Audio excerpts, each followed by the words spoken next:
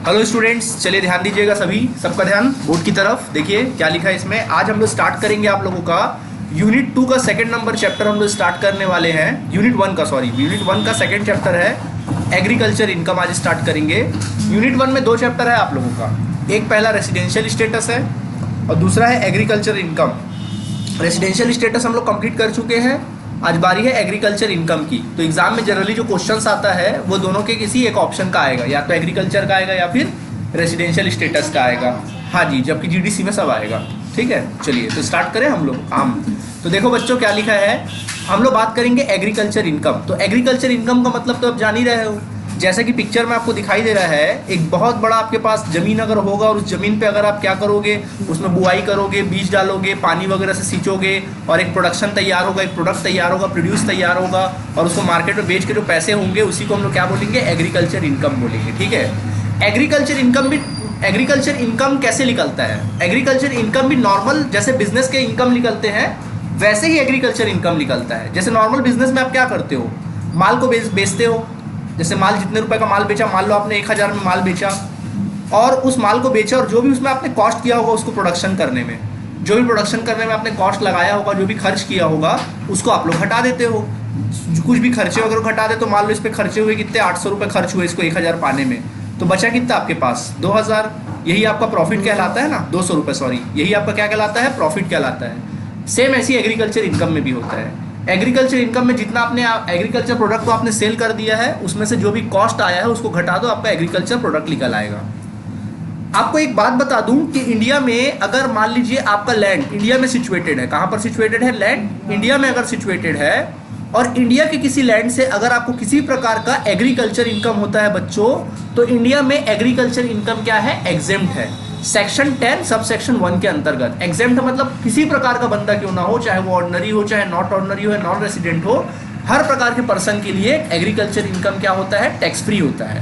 हर प्रकार के बंदे के लिए। समझ में आ गया कि नहीं? इवन कंपनी ही क्यों ना हो उसके लिए एग्रीकल्चर इनकम टैक्स फ्री होता है। अब आप बोलोगे सर जब एग्रीकल्चर इनकम टैक्स फ्री होता है तो पढ़ने की जरूरत क्या है, सीधा इनकम आया हमको टैक्स फ्री कर देना, हमको पढ़ाई की क्या जरूरत है, क्या जरूरत है कि ये चैप्टर हम पढ़ रहे हैं। तो मैंने बोला कि एग्रीकल्चर इनकम तो टैक्स फ्री होता है, चाहे आप लाखों में कमाएं या करोड़ों में कमाएं, एग्रीकल्चर इनकम टैक्स फ्री होता है। लेकिन कुछ केसेस में एग्रीकल्चर इनकम टैक्सेबल होता है। अब आप बोलोगे सर वो कौन से केस है जिसमें एग्रीकल्चर इनकम टैक्सेबल होता है?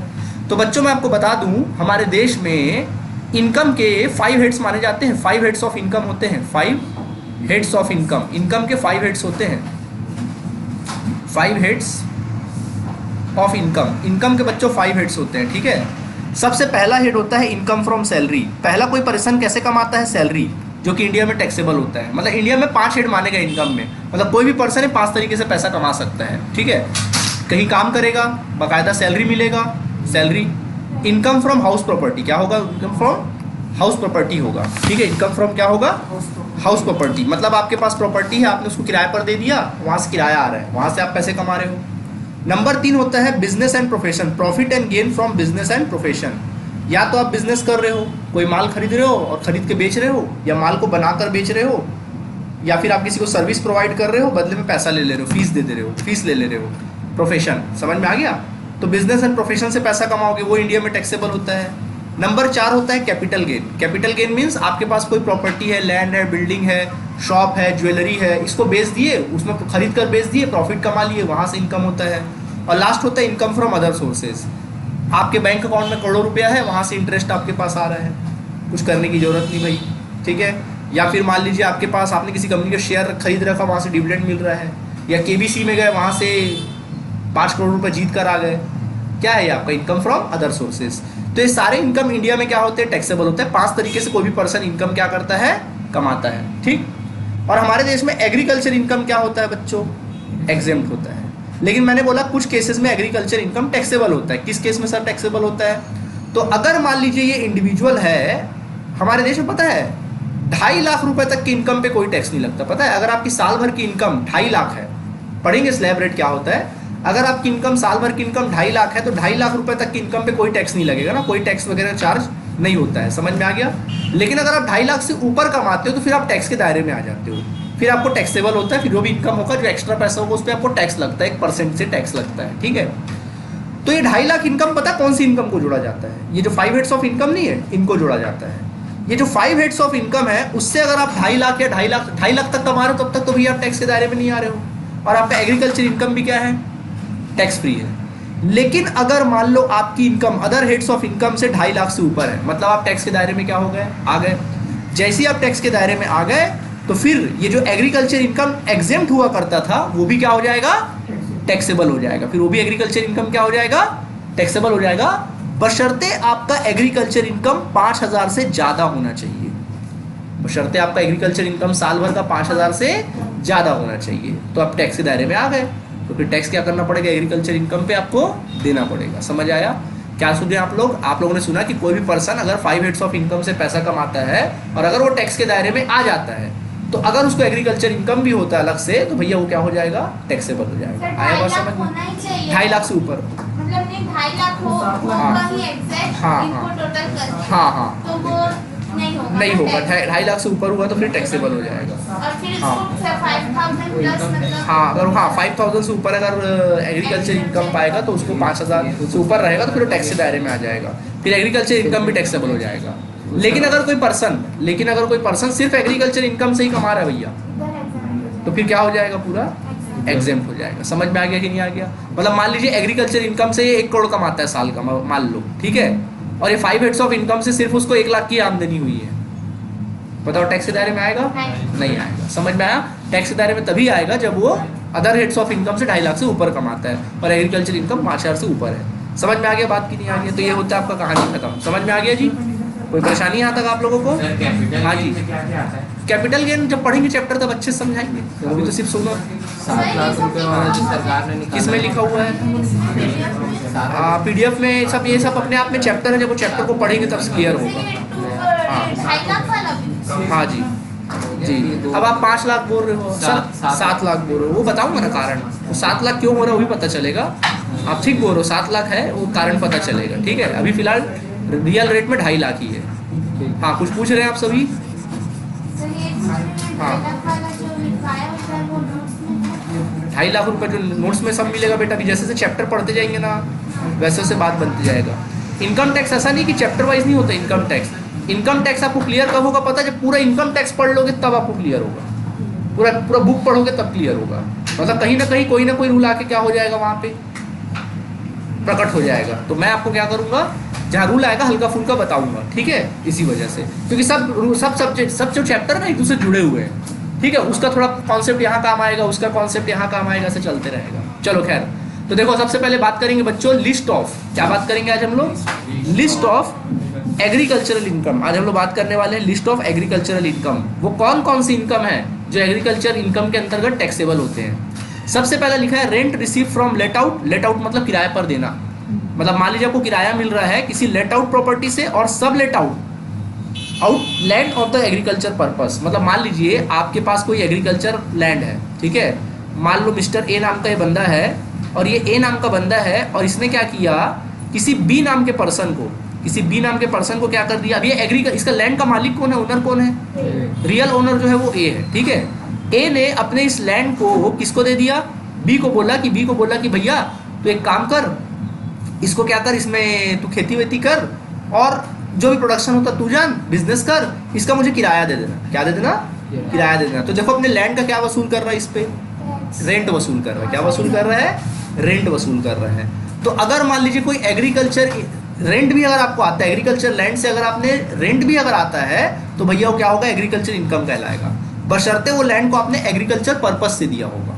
बशर्ते आपने उस लैंड को किस पर्पस से दिया है सामने वाले को? मतलब मालिक आप हो, सपोज मालिक क्या हो? आप हो, लेकिन आपने अपने लैंड को किसको दे दिया? किसी और पर्सन को दे दिया है। और किस काम से दे दिया? एग्रीकल्चर के। वो एग्रीकल्चर कर रहा है और बदले में आपको रेंट चुका रहा है। जैसे एक नॉर्मल बिजनेस करता ना कोई, आपके पास दुकान थी, आपने किसी को किराए पर दे दिया, तो कौन सा इनकम कहलाएगा? Agriculture income. समझ आ गया? अब मान लीजिए आपने लैंड किसको दिया था, ये तो हो गया लेट आउट, ये वर्ड क्या हो गया? Let out. मान लीजिए आपने लैंड किसको दिया किराए पर? बी को। और बी ने, मान लीजिए ए को आपने किराए पर दिया था कितना? 1,000 रुपये किराए पर दे दिया मान लो बी को। ठीक है, बी ने क्या किया, इसी लैंड को सी को क्या कर दिया? किराए पर दे दिया। बताओ, सी को क्या कर दिया? किराए पर दे दिया लैंड। मतलब ए से लिया बी ने, और बी ने किसको दे दिया? सी को दे दिया। मान लो उसको दे दिया 1,500 रुपये में। ठीक, तो बताओ मुझे कि इस प्रॉपर्टी का रियल ऑनर कौन है? ए रियल ऑनर है, और वो दे किसको रहा है भैया? और बी किसको दे रहा है? सी को। तो बी को इनकम हो रहा है कि नहीं हो रहा है कुछ? तो बी को इनकम जो हो रहा है उसको बोलते हैं सब लेट आउट। क्या बोलेंगे? अगर आप खुद की जमीन को किसी को किराए पर देते हो तो उसको बोलते हैं लेट आउट, और अगर आप खुद किसी का जमीन को किराए पर लेते हो और फिर किसी और को क्या कर देते हो, दे देते हो, तो उसको क्या कहते हैं? सब लेट आउट बोलते हैं। समझ में आया? ऐसा भी हो सकता है कि उसने क्या किया, लैंड, आधा लैंड हमने बी को लैंड दिया कि भाई ये ले रख तू एग्रीकल्चर करना, उसने क्या किया, हमसे लिया किराए पे पूरा लैंड, और इतना छोटा सा लैंड क्या कर दिया, सी को किराए पर दे दिया। ये भी सब लेट आउट कहलाएगा। तो मतलब अगर आपको लेट आउट से भी इनकम मिले या सब लेट आउट से भी इनकम मिले, दोनों ही एग्रीकल्चर इनकम होगा, बशर्ते वो लैंड आपने किस पर्पज से दिया है? एग्रीकल्चर के पर्पज से। समझ में आ गया कि नहीं आ गया? टैक्स नहीं लगेगा। नहीं लगेगा। चाहे अभी वो बस ये कमाए। अभी टैक्स लगेगा नहीं लगेगा वो किनारे करो। अभी हम क्या निकालने बैठे हैं? एग्रीकल्चर इनकम निकालने बैठे हैं, वो निकालेंगे। समझ में आ गया कि नहीं आ गया? तो एग्रीकल्चर इनकम में आएगा, सो जोड़ना है, बात खत्म। हाँ जी बोलो। तीनों कमाएंगे तो एग्रीकल्चर इनकम। हाँ, एग्रीकल्चर इनकम में ही आएगा। अगर आपको आपकी कोई भी लैंड से अगर आपको रेंट मिल रहा है तो वो एग्रीकल्चर इनकम ही कहलाएगा, बशर्ते उसमें एग्रीकल्चर वर्क होता हो। ठीक, अब लैंड आपने बाजार भरने के लिए दे दिया है तो भाई वो थोड़ी ना होगा, फिर वो इसमें नहीं आएगा। समझ में आ गया कि नहीं आ गया? कोई परेशानी? अब बच्चों अगला होता है, पहला नंबर क्या देख लिया आप लोगों ने? तो पहला नंबर आपने क्या देखा? आपने पहला नंबर देख लिया, रेंट रिसीव वाली बात हो गई। ठीक है, अब बारी आती है नंबर 2। नंबर ए हो गया, नंबर बी आता है income from making the produce fit for the market. मान लीजिए अगर आप क्या करते हो, कोई एग्रीकल्चर प्रोडक्शन करते हो, सपोज आप क्या कर रहे हो, अपनी जमीन से कुछ एग्रीकल्चर प्रोडक्शन करे हो और इस प्रोडक्शन को सीधा ले जाके मार्केट में एक शॉप, अपना खुद का शॉप बनाए हुए हो और डायरेक्ट शॉप से क्या कर रहे हो, बेच रहे हो। मतलब इस माल को प्रोडक्शन किया, प्रोडक्शन करके शॉप में लेगा और शॉप से उस माल को क्या कर रहे हो, सेल कर रहे हो, वाले शॉप से क्या कर रहे हो, सेल कर रहे हो। तो ये भी एग्रीकल्चर इनकम कहलाएगा। समझ में आ गया कि नहीं आ गया? ठीक, इसको भी इस प्रकार का इनकम होगा, ऐड कर देना। ठीक, इसको मैंने बोला कि अगर मान लीजिए आपके पास एग्रीकल्चर, आपने एग्रीकल्चर सपोज आपने क्या किया, एग्रीकल्चर प्रोडक्शन किया, माल प्रोडक्ट किया, आपने तैयार किया। मान लीजिए आपने क्या किया, सपोज आपने टमाटर उगाया और टमाटर उगा के आप डायरेक्ट अपने खेत से नहीं बेच रहे हो, आपने एक शॉप बना कर रखा है मार्केट में, या अपनी बहुत सारी शॉप खोल दी पूरे छत्तीसगढ़ में। ठीक है, और हर एक शॉप से आपका टमाटर क्या हो रहा है, बिक रहा है। तो ये भी एग्रीकल्चर इनकम कहलाएगा। समझ में आ गया कि नहीं आ गया? कोई दिक्कत? ठीक है, ये होता है। इसके बाद अगला बारी आती है, नेक्स्ट अब बात करते हैं। देखिए अब बारी आती है number C, income from agriculture operation. अगर मान लीजिए आप खुद के लैंड में, अगर आपके पास कोई लैंड है या आपने किराए पर भी ले रखा है और आप अपने लैंड पे क्या कर रहे हो, एग्रीकल्चर ऑपरेशनल वर्क कर रहे हो, जैसे कि आप बाकायदा उसमें कल्टीवेशन का काम कर रहे हो, टिलिंग ऑफ लैंड का काम कर रहे हो, वाटरिंग कर रहे हो, सोइंग कर रहे हो, सीड लगा रहे हो, मतलब पूरा जो एग्रीकल्चर वर्क करता है ना, जैसे तो कोई ये व्यक्ति कर रहा है ना पूरा काम खेत पे, मतलब क्या किया होगा पूरा, पहले तो उसने क्या किया होगा, लैंड को कल्टीवेट किया होगा, फिर उस पर टिलिंग ऑफ लैंड बनाया होगा, फिर वाटरिंग किया होगा, फिर सोइंग और फिर सीड्स वगैरह डाला होगा, बीज वगैरह बोया होगा। अब यार मेरे को एग्रीकल्चर तो आता नहीं तो उतना ज़्यादा डिटेल में नहीं बता पाऊंगा, मतलब एग्रीकल्चर वर्क करेगा बाकायदा पूरा, मतलब उगाएगा खुद से, उसमें काम करेगा, मेहनत करेगा। ठीक है, तो उसको हम लोग क्या बोलेंगे, एग्रीकल्चर ऑपरेशन बोलेंगे। समझ में आ गया?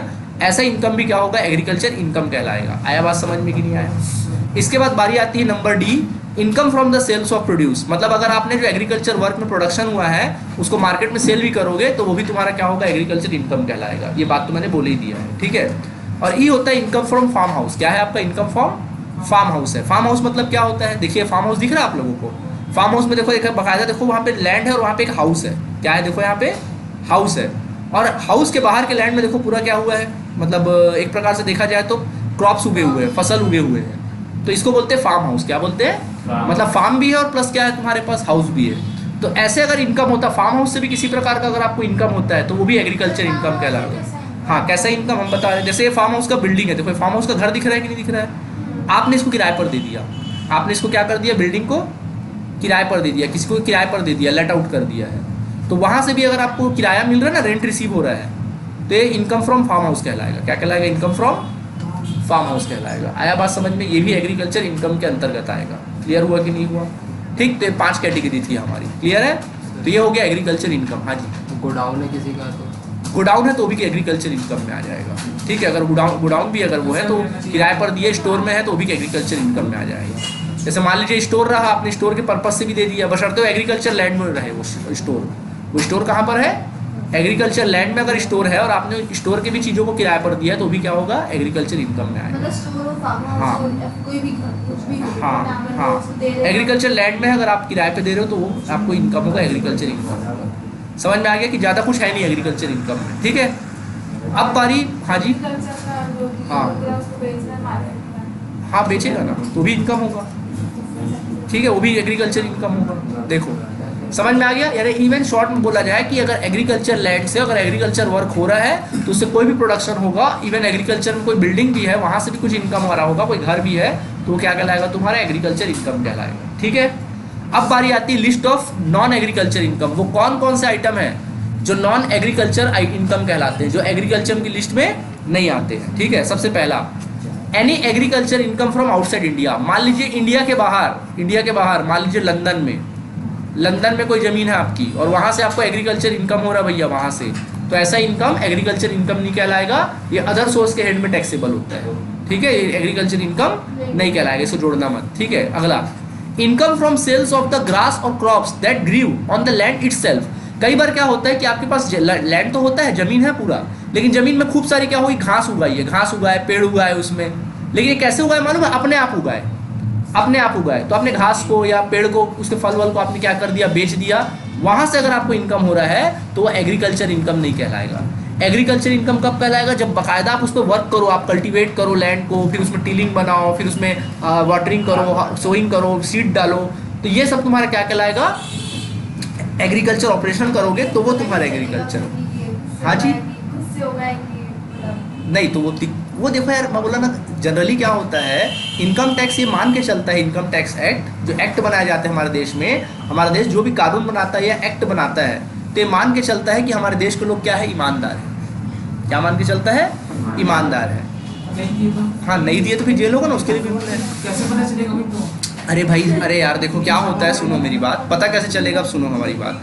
पहली बात तो ये है कि अगर आप साल का ना, अगर आप नॉर्मल पर्सन, अगर आप साल का 20 लाख रुपए भी कमाते हो, साल का 20 लाख रुपए भी कमाते हो, कोई आपको झांकने नहीं आने वाला इनकम टैक्स, कोई आपके पास नहीं आने वाला, मालूम है। साल का 20 लाख भी कमा रहे हो, नहीं पूछने वाला कहाँ से कमाए, कैसे कमाए, टैक्स दिए कि नहीं दिए, कोई नहीं पूछ। हाँ, जॉब वाले का पता चलेगा, अगर आप जॉब में हो तो आपकी सैलरी से ऑटोमेटिकली कट जाएगा। उसके बाद भी अगर आप 20, अगर जॉब में भी सैलरी पा रहे हो और उसके बाद भी 20 लाख कमा रहे हो, नहीं पूछेगा कोई आपसे। लेकिन जब आपके सामने क्या होगा, अगर मान लीजिए आप एक्सेस कमा रहे हो, भाई करोड़ों में कमा रहे हो, अब आप साल का 10-12 करोड़ कमा रहे हो, उसके बाद भी टैक्स नहीं दे रहे हो, तो ऑटोमेटिकली सामने दिखोगे ना भाई। 10 करोड़ साल का कमाओगे, शहर में तो एक नामचीना इंसान तो हो गए ही आप, अगर साल का 10 करोड़ कमा रहे हो तो, है ना भाई, ऑटोमेटिकली नजर में आ जाओगे। एग्रीकल्चर बिजनेस से उसको इतना 10 करोड़ नहीं, 3 करोड़ में इनकम हो रहा है तो किसमें, एग्रीकल्चर से नहीं लगेगा कोई टैक्स, कोई टैक्स नहीं। बोल तो दिया, शुरू में ही बोल दिया था, कोई टैक्स नहीं लगेगा। हाँ, किसी 20 लाख में हाँ, अगर टैक्स नहीं दे रहा हाँ। तो जेल में जाना। जेल होगा। कैसे पता भाई, चलेगा? वही तो मैं कह रहा हूँ मेरे भाई कि तू 20 लाख तक तू कमा रहा है, कोई तेरे पास नहीं आने वाला, पड़े रहे, हाँ टेंशन मत ले, लेकिन आ गया दायरे में तो होगा जेल। जैसे अभी क्या हुआ था, जब डिमोनेटाइजेशन हुआ था, नोटबंदी जब हुआ था, तो क्या हो रहा था, नोटबंदी जब हुआ था तब नोटबंदी में क्या होता था, पहले क्या होता था, बड़े बड़े लोगों के घर में छापा पड़ता था, नॉर्मल लोग पड़े रहते थे, टैक्स देते थे, नहीं देते थे, पड़े रहते थे, कोई दिक्कत नहीं है। लेकिन जब डिमोनेटाइजेशन हुआ तो बहुत सारा पैन नंबर वंबर मांगा गया, बहुत सारे अफवाह भी उड़े कि सरकार जो है एक्स्ट्रा पैसा दिख रहा है तो टैक्स लगा रही है, बैंक अकाउंट में इतना पैसा है तो टैक्स लगा रही है, तो सब डरने लगे। जो एक ज़माना था, जनरली एक ज़माने में जब लाखों में लोग टैक्स दिया करते थे, इनकम टैक्स एक ज़माने में लाखों में टैक्स दिया करते थे, पहली बार ऐसा हुआ कि 6-7 करोड़ लोगों ने टैक्स दिया। एकदम से टैक्स का परसेंटेज बढ़ गया, जो नहीं कमाता वो भी टैक्स देना चालू कर दिया, समझे। और टैक्स देने से बहुत सारे बेनिफिट्स हैं। अगर आप टैक्स देते हो तो आप लोन वगैरह लेने के लिए एलिजिबल हो जाते हो। जैसे आप बोल रहे हो, अगर आप मान लीजिए अगर आपको 50 लाख रुपए घर खरीदने के लिए लोन चाहिए, ठीक है, अब आपको घर खरीदना लोन चाहिए, तो भाई आप जाओगे, भाई आप क्या बताओगे, अगर आप नौकरी वाले हो तो ऑटोमेटिक पता चल जाएगा आपकी मंथली इनकम इतनी है। लेकिन अगर आप नॉर्मल बिजनेस करते हो तो कैसे पता चलेगा, भाई कैसे देगा 50 लाख, आपको नहीं देगा ना, आपको टैक्स, आपको लोन देगा ही नहीं 50 लाख रुपए का। किस बेसिस पे देगा वो 50 लाख का लोन, पहले आप देखेगा आपका आईटी आपने भरा है कि नहीं भरा है। अगर आप आईटी भरते होगे, भाई लोन कैसे देता है, वो देखता है कि ईएमआई पटा पाओगे कि नहीं पटा पाओगे, समझ में आया। मतलब वो देखता है कि आप महीने का कितना कमा लेते हो, तो जितना आईटी में दिखाओगे तब तो आपको उतना टैक्स देगा, तभी तो उतना टैक्स देगा। आई बात समझ में कि नहीं आई। जिसके घर में बिजनेस होगा ना, देखना अपने घर में अपने बच्चे लोग का, जैसे वो बड़े होते हैं ना 20-21 साल के होते हैं, देखना उनके नाम से आईटी फर्म चालू करवा देते हैं। ज़्यादा नहीं 1000 या 1200 को तो आईटी भरवा ही देते हैं। क्यों? क्योंकि भाई वो आपको फ्यूचर में कभी लोन की जरूरत पड़े या कुछ रिक्वायरमेंट पड़े तो वो आपके लिए फ़ायदेमंद होगा। समझ में आया? ऐसा होता है। क्लियर है? अगला देखो, अगला देखेंगे आप सभी। दूसरा नॉन एग्रीकल्चर इनकम होता है इनकम फ्रॉम मार्केट। मान लीजिए आपके पास कोई लैंड था और आपने उसको एग्रीकल्चर के पर्पज से नहीं दिया, आपने मार्केट के लिए क्या कर दिया, उसको किराए पर दे दिया। मतलब पूरा लैंड दे दिया और उसको बहुत सारा ब्लॉक बना दिया उसमें अलग अलग, और उससे हर एक ब्लॉक से क्या ले रहे हो, किराया ले रहे हो मार्केट का। तो क्या हो गया, इनकम फ्रॉम मार्केट। तो वो आपका एग्रीकल्चर इनकम नहीं कहलाएगा, ठीक है, वो अदर सोर्सेज में जाएगा। किस में जाएगा वो इनकम? अदर सोर्सेज में। इसके बाद है इनकम फ्रॉम स्टोन माइन। कई बार क्या होता है, पत्थर वगैरह आपकी जमीन से क्या निकलता है, पत्थर निकलता है। तो पत्थर निकल रहा है जमीन में। अब सपोज जमीन में एग्रीकल्चर लैंड है ही नहीं, वो जमीन को खोदने से क्या निकल रहा है, पत्थर ही पत्थर निकल रहा है। तो स्टोन माइन के लिए आपने क्या कर दिया, दे दिया, मतलब माइनिंग के लिए दे दिया आपने। कई बार माइनिंग लैंड भी होता है ना, देखना तेल निकलता है जमीन से तेल निकलता है, या फिर मान लो स्टोन पत्थर निकलते हैं। कई बार ऐसा होता है कि मार्बल पत्थर निकलते हैं, मार्बल स्टोन्स निकलते हैं। तो भाई वो भी आपका क्या है, एक प्रकार से अदर इनकम होगा। क्या होगा, वो एग्रीकल्चर में नहीं आएगा। इनकम फ्रॉम स्टोर्स, क्या बोल रहे हैं, इनकम फ्रॉम स्टोर्स। मतलब मान लीजिए आपने अपना एग्रीकल्चर लैंड को किसी को स्टोर करने के लिए दे दिया है। क्या करने के लिए दे दिया है, सॉरी, अपने लैंड को आपने स्टोर करने के लिए दिया। वो अपना माल वगैरह रखते हैं कुछ किसी प्रकार का। कई बार आपने देखा होगा टाइल्स वाले लोग को, मार्बल वाले लोग को, उस लैंड पे क्या करते हैं वो लोग, कुछ सामान रखते हैं, तो उसको क्या बोलेंगे, स्टोर्स बोलेंगे। क्या कहेंगे, stores. Income from supply of water for irrigation. कई बार क्या होता है, आप अपने लैंड पे सिंचाई तो करते ही करते हो। कई बार क्या होता है, बाजू वाला लैंड क्या बोलता है, भैया मेरे पास ट्यूबवेल नहीं है, सिंचाई का कोई साधन नहीं है, एक काम करो ना, मेरे भी खेत में पानी छींच दो या मुझे पानी सप्लाई करो। तो आप उसको पानी क्या कर रहे हो, बेच रहे हो। क्या ये आपका एग्रीकल्चर इनकम है, तुम ही लोग बताओ। देखो इनकम टैक्स एक्ट में रटना नहीं है कोई चीज़ को। ये जो आप लोग को देख रहे हो ना, अरे सर इतना सारा रटना पड़ेगा, क्या नहीं, रटना नहीं, कॉमन सेंस लगाना है।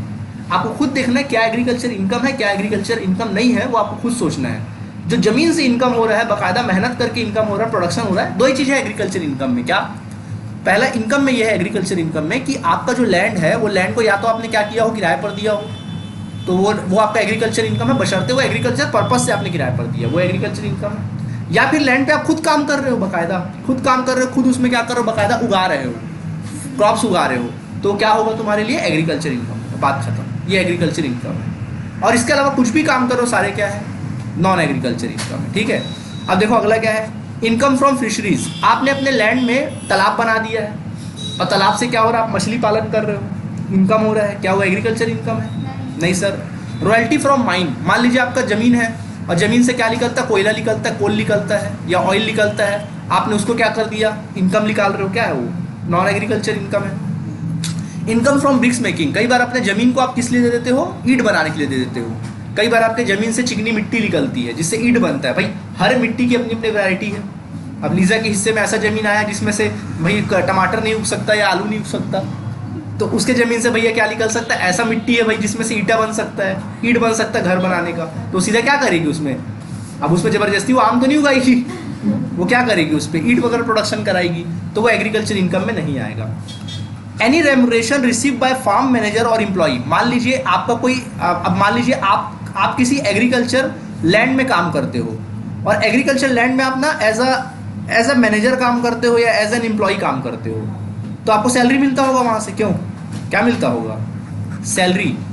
जैसे मान लीजिए आप कोई एग्रीकल्चर लैंड में काम तो कर रहे हो, लेकिन वो एग्रीकल्चर लैंड के आप मालिक नहीं हो, आप वहाँ पे काम करते हो बाकायदा, और आपको बदले में वहाँ क्या मिल रहा है, सैलरी या फिर वेजेस मिल रहा है, तो वो एग्रीकल्चर इनकम की कैटेगरी में नहीं आएगा। समझ में आ गया। इसके बाद है डिविडेंड रिसीव्ड और interest received from company which engaged in agriculture business. मान लीजिए कोई ये एक बिजनेस है, मान लो एक कंपनी है, ठीक है, और एक कंपनी है और ये क्या करती है, मान लो टी प्रोडक्शन करती, क्या बनाती है, टी उगाती है, चाय उगाती है, चाय उगाकर क्या करती है, बेचती है, कंपनी है, और आपने इस कंपनी के शेयर खरीद रखे हैं, ठीक है, और आपको इससे डिविडेंड मिलता है, या मान लीजिए इस कंपनी के डिवेंचर आपने खरीदा होगा तो वहाँ से क्या मिलता होगा, इंटरेस्ट मिलता होगा। तो बच्चों ये डिविडेंड या इनकम, आपको इंटरेस्ट मिल रहा है, इनकम हो रहा है ना, क्या ये एग्रीकल्चर इनकम कहलाएगा, नहीं, ये नॉन एग्रीकल्चर इनकम कहलाएगा। समझ आया। इसके बाद income from dairy farms and poultry. मतलब आप डेयरी फार्म खोले हुए या पोल्ट्री खोले हुए तो वो भी में भी क्या होगा, इनकम नॉन एग्रीकल्चर इनकम कहलाएगा। मुर्गी पालन वालन करते हैं ना वैसा, ठीक है, पोल्ट्री मतलब मुर्गी पालन करना। इसके अलावा interest received on outstanding rent of agriculture land. देखो सुनो क्या बोला मैंने, अगर आपको आपके पास एग्रीकल्चर लैंड है, और इसको आपने किराए पर दिया, वहाँ से रेंट मिला है, बताओ क्या एग्रीकल्चर इनकम है? हाँ, हाँ सर है। अगर मान लो सामने वाले ने रेंट देने में लेट कर दिया, रेंट पे करने में क्या कर दिया, अब उस लेट पेमेंट रेंट पे आप क्या कर रहे हो, इंटरेस्ट चार्ज कर रहे हो, तो इंटरेस्ट भी आपको मिल रहा है, क्या ये एग्रीकल्चर इनकम कहलाएगा? नहीं। उस पर रेंट लोगे तो एग्रीकल्चर इनकम है, लेकिन रेंट पे इंटरेस्ट लोगे लेट रेंट पे, तो फिर बेटा वो एग्रीकल्चर इनकम सर, नहीं है। जैसे वो हाँ जी। उस इंटरेस्ट पे एग्रीकल्चर इनकम नहीं कहेंगे ना। हाँ, बाकी उसका जो रेंट मिल रहा होगा इंटरेस्ट के साथ, वो हाँ। रेंट को तो मानेंगे। रेंट को मानेंगे, हाँ पक्का पक्का। ठीक है, यहाँ तक समझ में आया कि नहीं आया? तो अभी तक आपने क्या देखा, एग्रीकल्चर इनकम और नॉन एग्रीकल्चर इनकम। क्लियर है?